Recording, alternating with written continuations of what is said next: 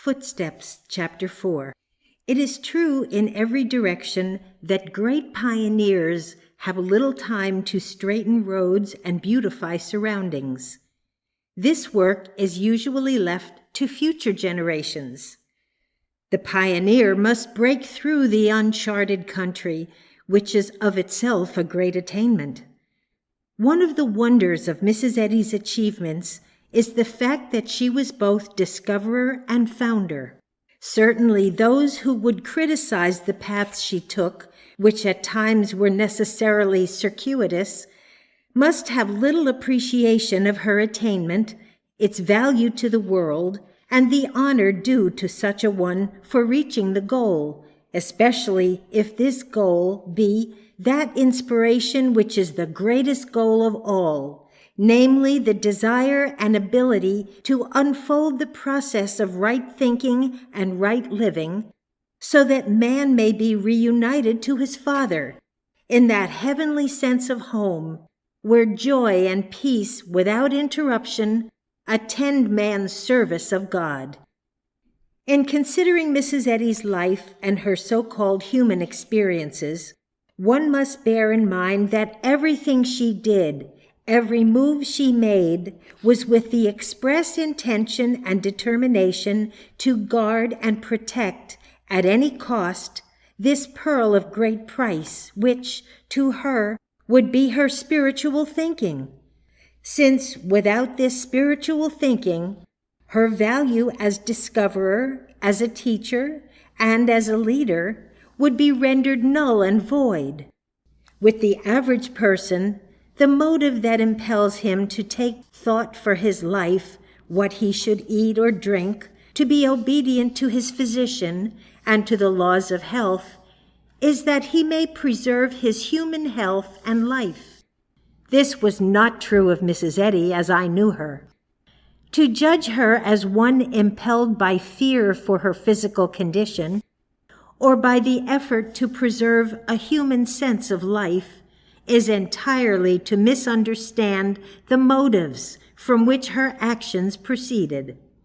Furthermore, Mrs. Eddy passed on to her followers the valuable lesson that health proceeds from and is the manifestation of spiritual right thinking. Therefore, above all, the student attempts to guard and preserve from invasion the integrity of his thinking. Hence, he looks upon yielding to anger, personal criticism, irritation, as well as to human satisfaction and human pleasure, as being the natural enemies of his scientific right thinking. He watches lest his thought be contaminated by yielding to these temptations as carefully as mankind in general would protect itself from poison and undue exposure. The Christian Scientist knows well that his spiritual value to the world, his ability to be used by God, the blessing he can extend to humanity, and his ability to relieve the sick and suffering, the poor and discouraged, is in direct proportion to the attainment and preservation of his spiritual thinking. The students in Mrs. Eddy's home saw her assailed by error at times, but if they ever considered that such errors were what might be termed natural manifestations, that would indicate that they failed to realize that these errors were the impersonal attempt of mortal belief to silence the voice of truth as it spoke through our leader, to prevent the continuation of her teaching, guidance, and watchful direction, the loss of which might have left the cause in a state of confusion and fear.